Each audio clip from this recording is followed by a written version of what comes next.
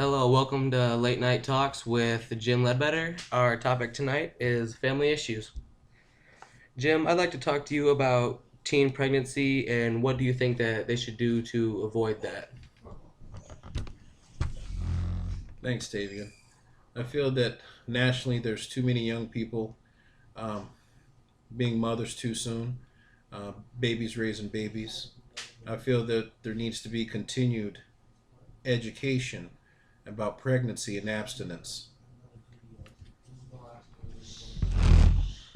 All right, and if, for example, they don't practice abstinence or safe sex, what do you think that they should do with the babies, such as adoption or abortion? I feel that um, the woman's going to make the ultimate decision. Um, at an early age, it's a tough decision. Um, Rape, incest would be really the only two reasons that I feel that any human being would support abortion.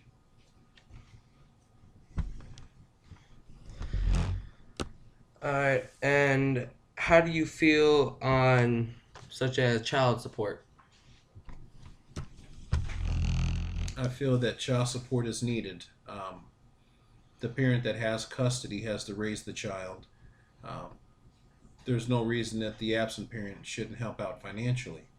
Um, it's been a huge problem in the United States uh, where there's either the mother or father who has custody, they're not getting any financial support from the other parent. So I think that the laws need to stiffen on parents not paying the money. Um, it's going to support your own child. And there needs to be um, some measures put in place for the parents that decide not to pay.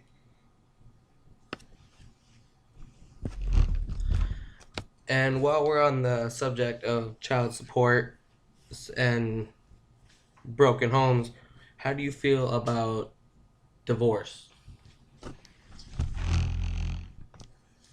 I feel that when you marry, you're talking about vows, you're talking about um, a commitment, but in relationships, they're not always fireproof.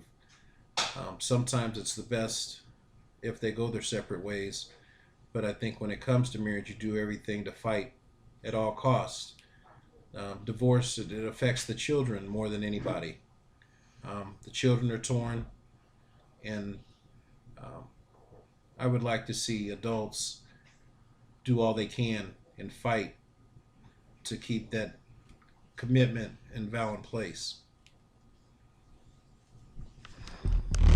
All right, but what do you think if things such as they're staying together to try to keep the kids happy, but they aren't actually aware that it's affecting the kids more than it would if they were separated? What do you think about that? I feel that there's a lot of couples that stay together so that the children aren't broken. But in the end, when you're two adults and you're not happy, the kids are going to see it. So um,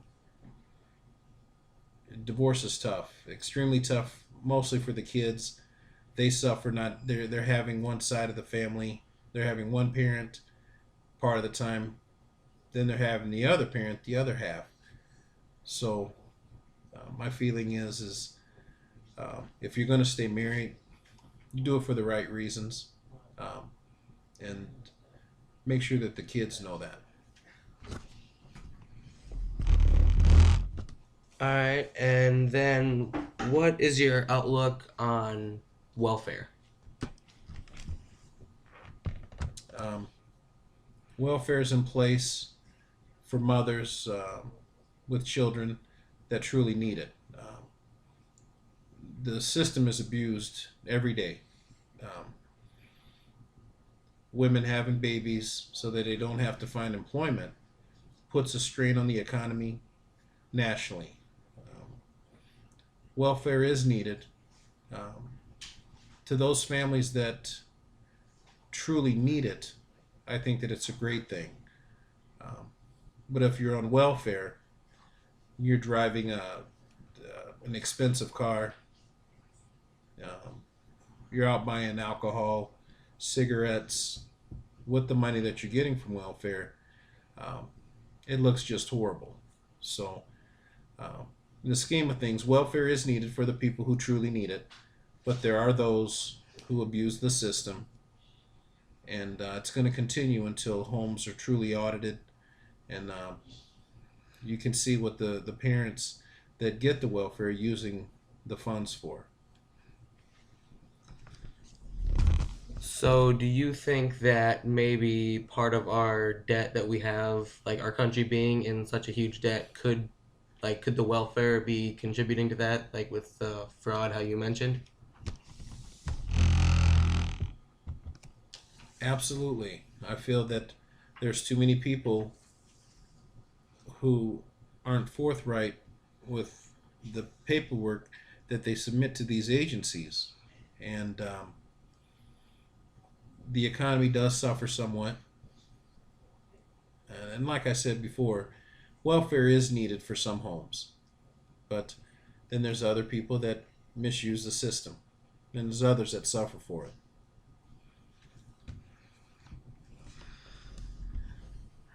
All right, and then we're gonna jump from that subject to our last question. And I know there's a lot of debate on this. People think that it's not right. They call it crossbreeding and other kind of sick names. But what is your input on interracial relationships? Well, that's an excellent question. As me being African American and the mother of my children being Caucasian, um, me dealing with race, it's never been an issue. I was blessed to have parents that were both African American that didn't raise me to see color.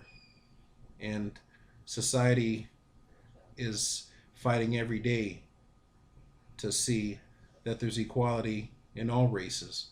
But then you still have those people who have a problem with someone wanting to date someone of a different race. Um, the stupid fears that these people have, they're just they're uneducated, and there's so many interracial couples today in the world that you need to stay with and be with who you love. It's not about the color. So I think that interracially, society's getting better at understanding and accepting uh, love isn't about a color. I think most of us could agree on that with how far that this country have gone in the past few years. And I'd like to thank you for answering these questions tonight. I know for some of the viewers, some of these questions might have hit pretty close to home or maybe dead on, but I'd like to thank you once again for answering these questions, and we'll talk to you later.